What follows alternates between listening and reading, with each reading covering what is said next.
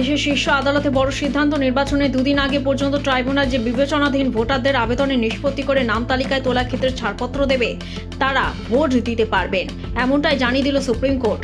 আদালত আরও জানায়, এসআইআর মামলায় সংবিধানে 142 ধারা প্রয়োগ করেছেন তারা।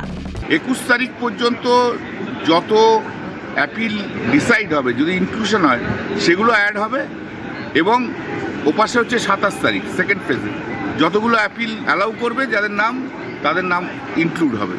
অতএব আমরা যা চেয়েছিলাম তা সেটা হলো। নিঃসন্দেহে পশ্চিমবঙ্গের ক্ষেত্রে যেভাবে লজিক্যাল ডিসক্রিপেন্সির নাম করে যেভাবে ভোটারের নাম কাটা হয়েছে, তো বেনজির।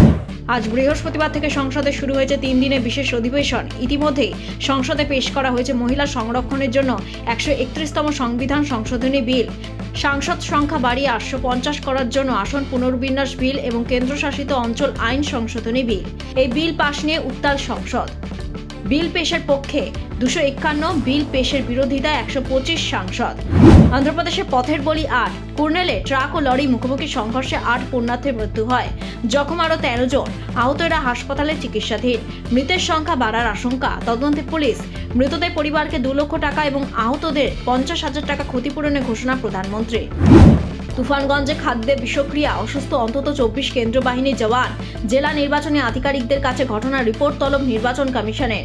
গতকাল খাওয়া দাওয়ার পরই জওয়ানরা অসুস্থ হয়ে পড়ে। এদের মধ্যে 14 জনকে তুফানগঞ্জ মহকুমা হাসপাতালে ভর্তি করা হয়।